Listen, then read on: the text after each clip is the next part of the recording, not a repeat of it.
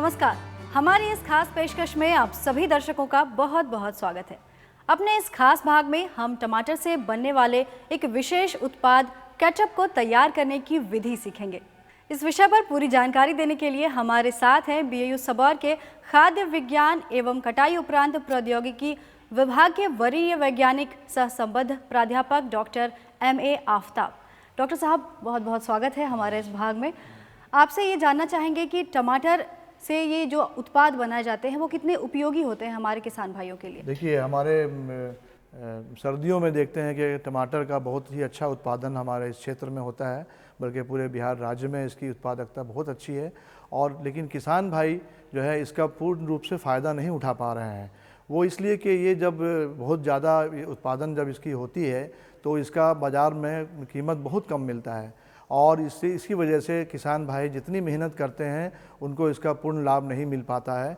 तो इसमें हम लोग किसान भाई और जो भी उद्यमी भाई हैं उनको हम ये बताएंगे कुछ ऐसा उत्पाद बनाएं जिससे कि उनको पूर्ण लाभ मिल सके। टमाटर की पहली गुणवत्ता हम आपको बताएंगे कि इसमें प्रचुर मात्रा में विटामिन्स पाए जाते हैं, मिनरल्स पाए जाते हैं, और उसमें जो है लाइकोपीन पिगमेंट जो बहुत ही महत्वपूर्ण पिगमेंट है, एंटी कैंसरस है, एंटीऑक्सीडेंट का नाम सुना होगा आप लोगों ने। तो इसमें बहुत ही प्रचुर मात्रा में ये एंटीऑक्सीडेंट लाइकोपीन नामक एंटीऑक्सीडेंट पाए जाते हैं। लेकिन अब आगे बताते चलें कि इसकी कौन कौन से उत्पाद बन सकते हैं। टमाटर के उत्पाद बनाने के लिए हमें टमाटो केचप, आपने देखा होगा मार्केट में बिकते हुए, टमाटो केचप है, टोमेटो प्यूरी है, टोमेटो सॉस है, और टमाटर का पाउडर बनता है, टमाटर का अचार भी बनता है। इससे कि टमाटर का जो हम अगर मान लिया केचप बनाते हैं, कोई भी उद्यमी भाई इस टमाटर केचप बनाने के लिए इसका उद्योग लगाना चाहते हैं तो वो बहुत ही लाभदायक उनको होगा कि टमाटर सस्ते दामों में उनको सीज़न के टाइम में उनको मिल सकता है। उसकी जब सीज़न है तो कम दाम में 5 रुपये तक में आपको टमाटर मिल जाता है जब सीज़न होता है तो। और मिलने के बाद हम इसका जो है टोमेटो केचप और जितना जो उत्पाद हमने बताया आपको, ये सारे उत्पाद इससे बन सकते हैं। तो टोमेटो केचप बनाने के लिए जब हम बाज़ार में जाएंगे तो देखेंगे कि भाई टमाटर, बहुत से टमाटर वहाँ बिक रहे हैं, लेकिन उससे हमको चयन करना है कि कौन से टमाटर मुझे लेना है जिससे कि ज़्यादा से ज़्यादा उसमें गूदा निकल सके।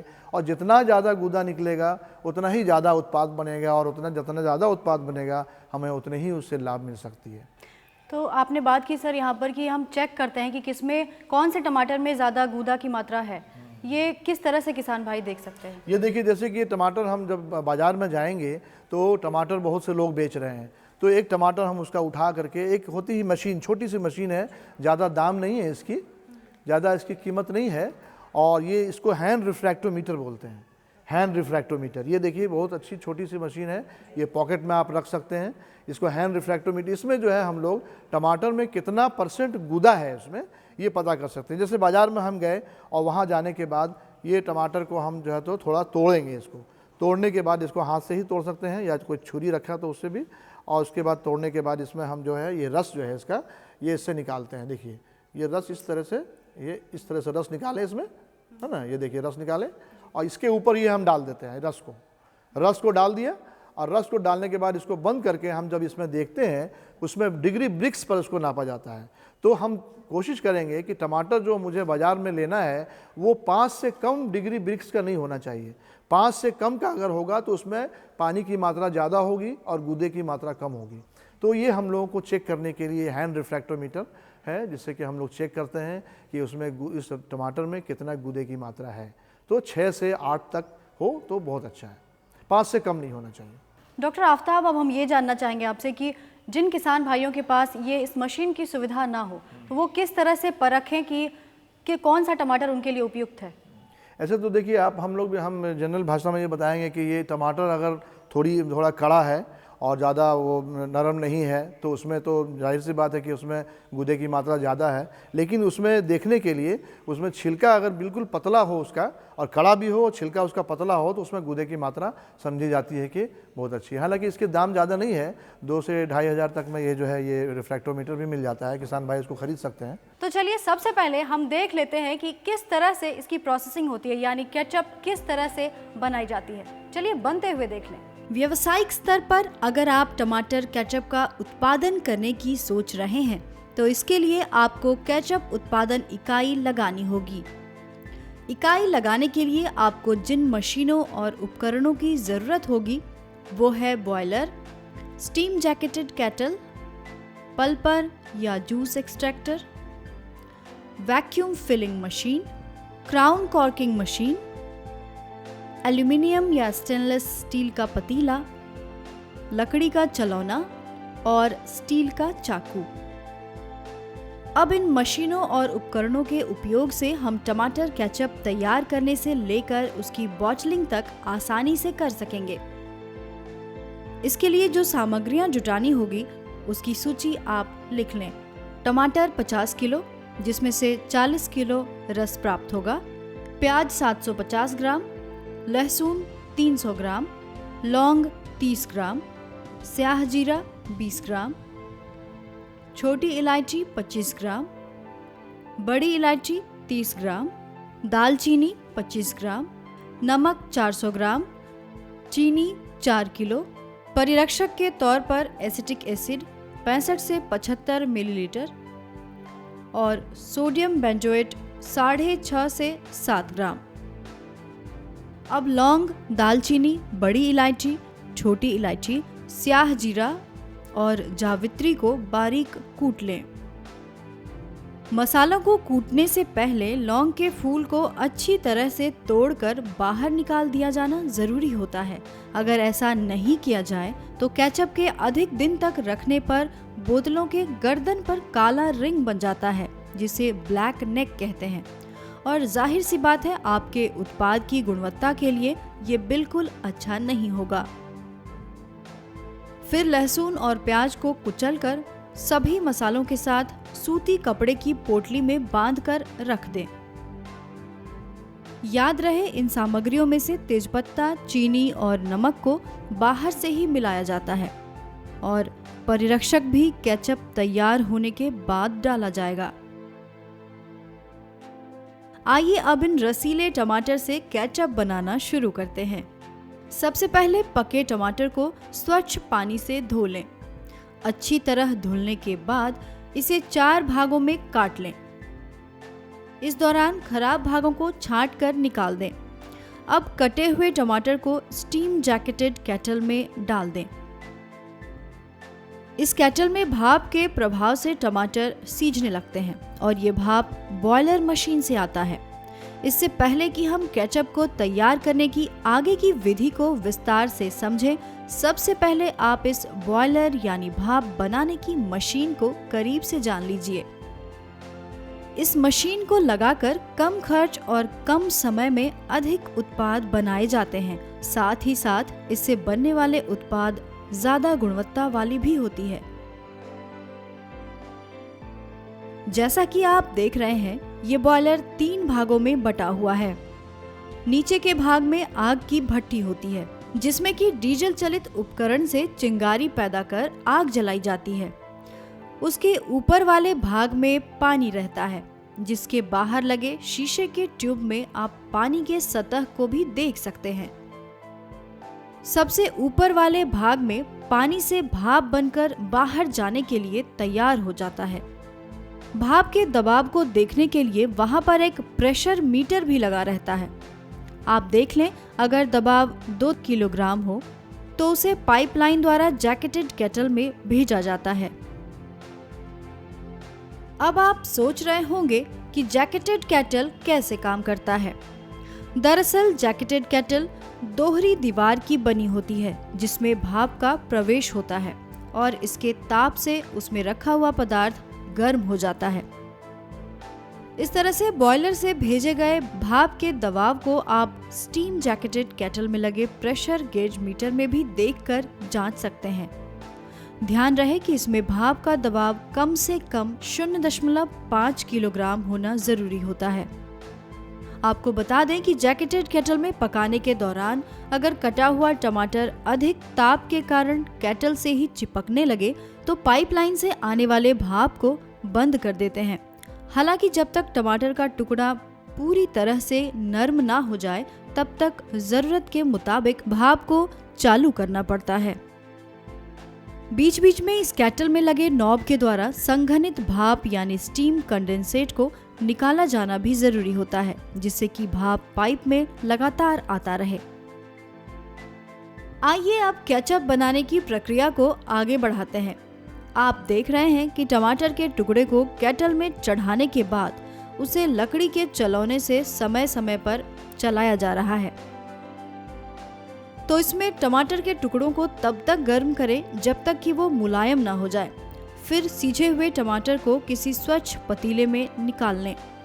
ध्यान रहे, केचप बनाने के दौरान हम सिर्फ और सिर्फ एल्यूमिनियम या स्टेनलेस स्टील के बर्तनों का ही प्रयोग करते हैं। खैर, अब सीझे हुए टमाटर को पल्पर या जूस एक्सट्रैक्टर मशीन में डाला जाता है। ये मशीन टमाटर के बीज और छिलके को एक तरफ निकाल देते हैं और दूसरी तरफ टमाटर का शुद्ध जूस अलग हो जाता है। तो पल्पर मशीन से निकले हुए टमाटर जूस को दोबारा उसी जैकेटेड केटल में पकने डाल दिया जाता है। केचप बनाने के लिए इसमें चीनी, नमक और तेजपत्ता बाहर से डालकर मिला दें और मसाले की तैयार पोटली को भी केटल में रखे टमाटर जूस में डुबो दें। पकाते हुए जब टमाटर का रस गाढ़ा होकर 1/3 हिस्सा बच जाए, तब समझ लें कि उत्पाद बनकर तैयार हो गया है। केचप तैयार होने की पहचान करने के लिए पके हुए पदार्थ को चम्मच से प्लेट पर डालें। यदि उस पदार्थ के चारों तरफ पानी ना फैले तो समझ लें कि केचप तैयार हो चुका है। आप पतीले में बने हुए केचप को निकाल लें। इसके साथ केचप में से मसाले की पोटली और तेजपत्ते को भी बाहर निकाल दें। इसके बाद अब बारी आती है परिरक्षक डालने की। इस तैयार केचप में सबसे पहले एसिटिक एसिड 5 मिलीलीटर प्रति किलोग्राम तैयार केचप की दर से मिलाएं। इसके बाद सोडियम बेंजोएट आधा ग्राम प्रति किलोग्राम तैयार केचप की दर से मिलाना चाहिए। ध्यान रहे, सोडियम बेंजोएट को स्वच्छ जल में अच्छी तरह से घोलकर केचप में मिलाना चाहिए। और सबसे खास बात ये कि केचप उत्पाद में कम से कम 1% खट्टापन और कुल घुलनशील पदार्थ 25% होना चाहिए। इस प्रक्रिया के बाद केचप बॉटलिंग के लिए पूरी तरह से तैयार है। तो आप देख रहे हैं कितना बेहतरीन, स्वादिष्ट और लजीज ये केचप बनकर तैयार हो गया है। चलिए अब हम आगे की प्रोसेस में जाते हैं, जानते हैं कि इसकी बॉटलिंग कैसे की जाए, पैकेजिंग कैसे की जाए। अब इस टोमेटो केचप को वैक्यूम फिलिंग मशीन की मदद से बॉटल में पैक करते हैं।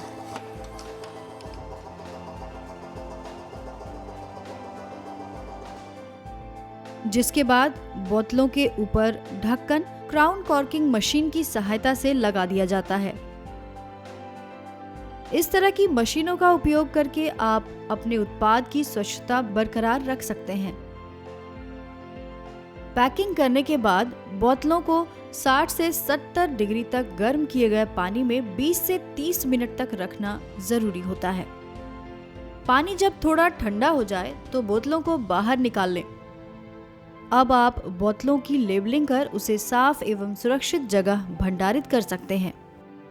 इतनी सामग्रियों से आप 500 ग्राम की लगभग 30 बोतल केचप बना सकेंगे।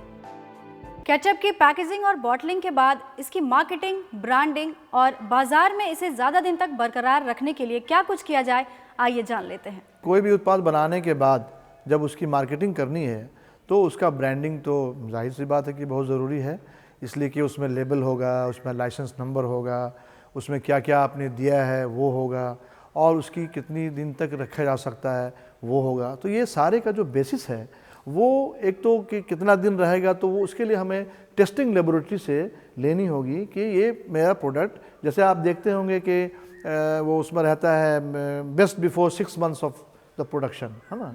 तो वो उसको हम लोग जो है हम लोगों के सेंटर से टेस्ट भी हो जाता है। वो टेस्ट हम लोग कर सकते हैं कि इसका ये प्रोडक्ट जो है कितने दिन तक सेफ साइड है, उसका जो माइक्रोबियल ग्रोथ होता है उसमें, तो उसका कितने महीने तक उसका जो है वो microbial growth up to the limit है, लिमिट के अंदर है। तो जब लिमिट से बाहर वो माइक्रोब्स का पॉपुलेशन आने लगेगा तो हम कहेंगे कि नहीं, अब ये जो है यूज़ के लायक नहीं है।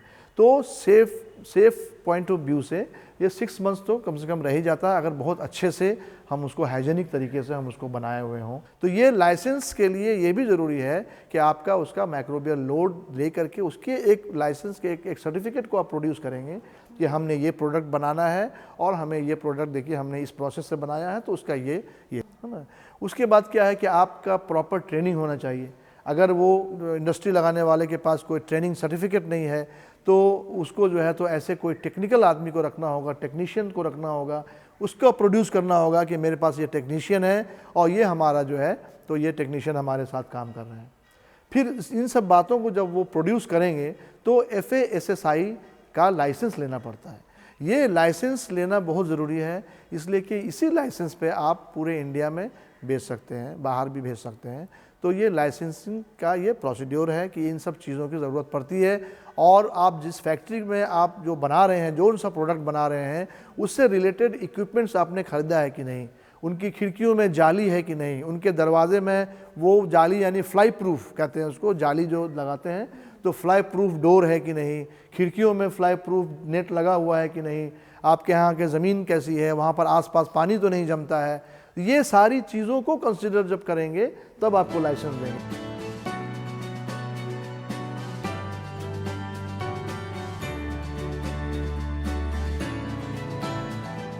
व्यावसायिक स्तर पर उत्पादन इकाई लगाने में शुरुआती लागत तकरीबन 15 लाख रुपए आएगी, जिसमें से boiler, jacketed kettle, pulper, vacuum filling machine, crown corking machine को खरीदने में कुल लागत 12 लाख और बड़े स्तर पर उत्पादन के लिए केचप की सामग्रियों व अन्य उपकरणों को खरीदने में 3 लाख रुपए की लागत आएगी।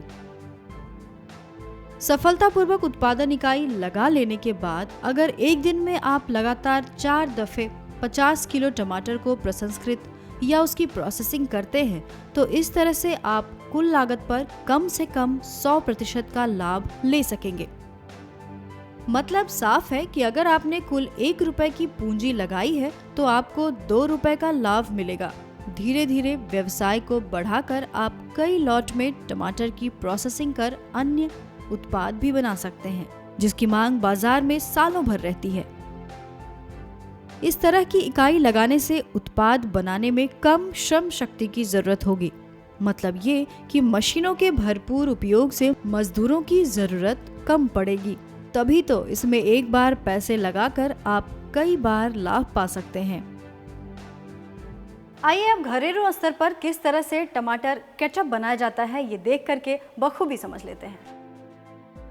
व्यावसायिक स्तर के अलावा अगर आप अपने पूरे परिवार के लिए केचप तैयार करना चाहते हैं तो ये प्रक्रिया काफी आसान हो जाती है। हालांकि इसे तैयार करने की विधि लगभग एक सी होती है। सबसे पहले पके टमाटर को काटकर स्टेनलेस स्टील या एल्यूमिनियम की डेगची में गर्म कर मुलायम कर लें। ठंडा होने पर इस रस को मच्छरदानी के टुकड़े, मखमली कपड़े या स्टील की छलनी में छानकर छिलका एवं बीज को अलग कर लें। टमाटर का शुद्ध रस एक स्वच्छ पतीले में जमा कर लें। अब कुचले हुए सभी मसालों को सूती कपड़े में बांधकर रस में डुबो दें। आधा किलो चीनी, तेजपत्ता एवं पूरा नमक इस रस में बाहर से मिला दें। इस मिश्रण को तेज आंच पर गर्म करें। जब रस गाढ़ा होकर पूरे का 1/3 हिस्सा बचा रह जाए तो समझें कि केचप तैयार हो चुका है। इसके अलावा आप गाढ़े मिश्रण को प्लेट पर डालकर भी देख सकते हैं। अगर बने हुए केचप के चारों तरफ पानी ना फैले तो इसका मतलब ये है कि आपका उत्पाद पूरी तरह तैयार है। मसाले की पोटली और तेजपत्ते को मिश्रण से बाहर निकाल दें। अब इस तैयार केचप में सबसे पहले एसिटिक एसिड 5 मिलीलीटर प्रति किलोग्राम तैयार केचप की दर से मिलाएं। इसके बाद सोडियम बेंजोएट आधा ग्राम प्रति किलोग्राम तैयार केचप की दर से मिलाएं। ध्यान रहे कि सोडियम बेंजोएट को स्वच्छ जल में अच्छी तरह से घोलकर केचप में मिलाना चाहिए। घरेलू उपयोग के लिए अपनी सुविधानुसार आप केचप को छोटी मुंह वाली बोतलों में भरकर पैक कर सकते हैं। इसके बाद साल भर सुरक्षित रखने के लिए इन बोतलों को आधे घंटे तक खौलते पानी में डालकर छोड़ दें। बस इसी आसान सी प्रक्रिया के बाद आप सालों भर केचप के चटपटे स्वाद का मजा ले सकते हैं।